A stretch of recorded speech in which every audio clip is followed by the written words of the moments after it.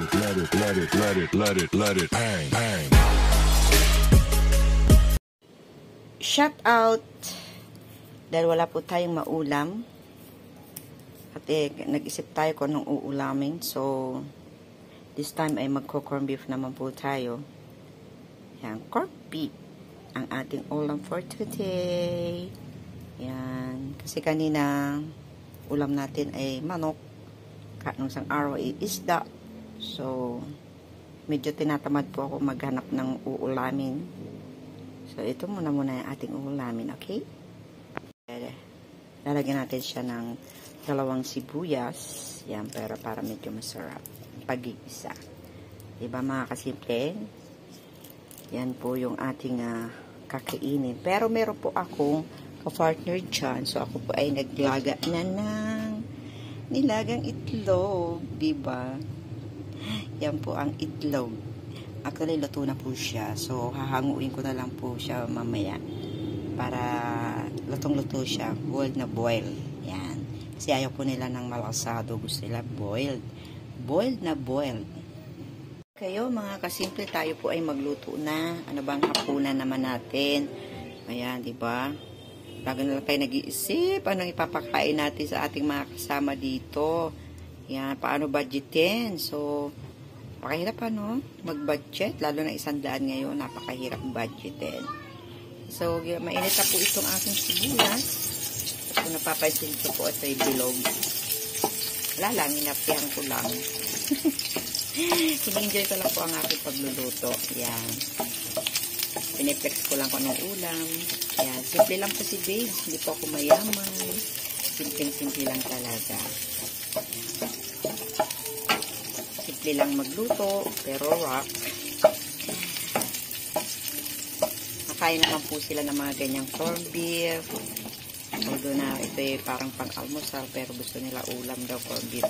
Talagyan ko sana ng patatas, kaya lang medyo sinamad ako ngayon. Gusto ko sana patatas. Yan. Yung aking uulamin.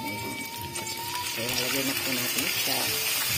So, itong corned beef palagyan na naman po. Medyo maalat ng konti. Yan. Ilagay natin konting asin lang. Para medyo ano siya, may malaparat ng konti. Mahina lang naman yung ating apoy. Diba? Simple lang ulam natin, no? Pero ang kami ay konti lang ngayon kasi. At saka meron pang natirang manok kanina sa aming lunch. So, yun ay na lang. Ito kumbaga itong aming ulam ay dagdag na lang. Kasi may kakain bata. Yan. O, diba?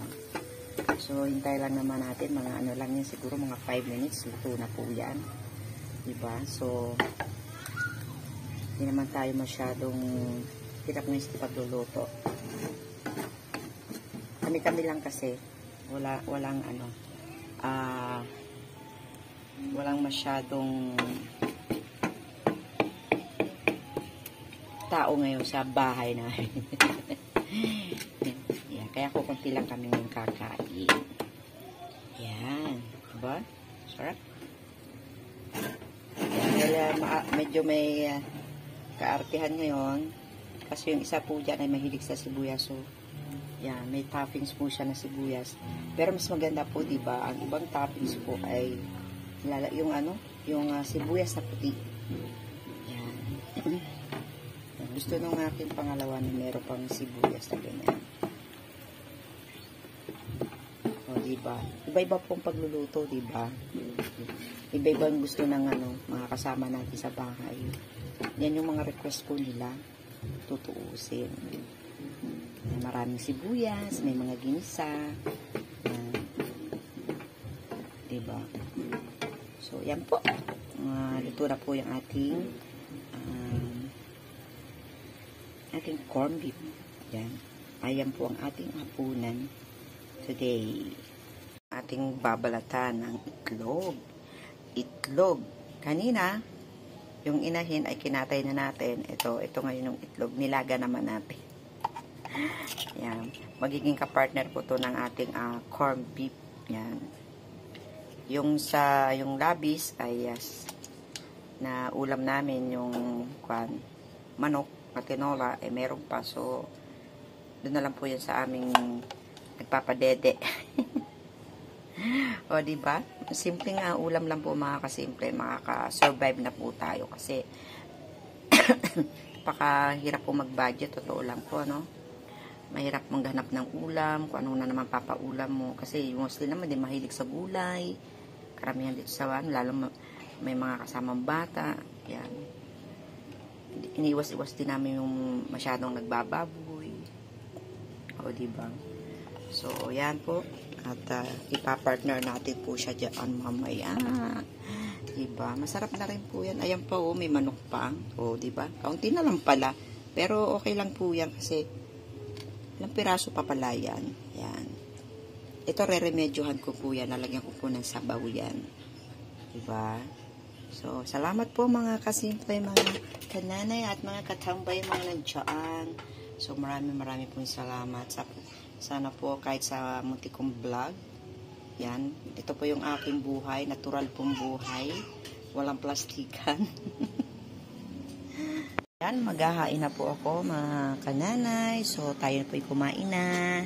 Ayan na po, yan, maghahain na po ako para sa ating po itong lahat. Ayan, so marami po salamat po sa panonood po ng aking vlog, munting vlog. Yan, na-flex lang ang aking kung anong uulamin. Yan. So, salamat po. At shoutout po sa ating lahat. Ayan, shoutout po sa aking mga tatay dyan sa YT, Tatay Robinson, yan, Tatay Adams, at sa aking mga mami Noli, at ang aking tiyang maganda, Tia Celine Cooking Paradise, at ang aking poging-pogi na taga Saudi na si Chunski, shoutout sa iyo, yan, mga bananong, Mary, ayan, shoutout. So, hindi ko na po babanggitin, siguro sa susunod na lang sa ibang aking vlog, yan, papa-shoutout ako. Yan, siyempre, pasasalamat sa ating lahat. Yan, si Tai, hello, good evening sa iyo, maraming po salamat. Kaya, kain na po tayo. Mama Ellie, kaya itlog, mamili na lang po kayo kung anong gusto nyo kainin. Wala namang pagpipilian, kundi dalawa lamang. Yan, shoutout po sa aking pinsan dyan sa Quezon City. Yan, si John. At ang aking mga titas dyan sa Quezon City. So, bye-bye po. God bless po.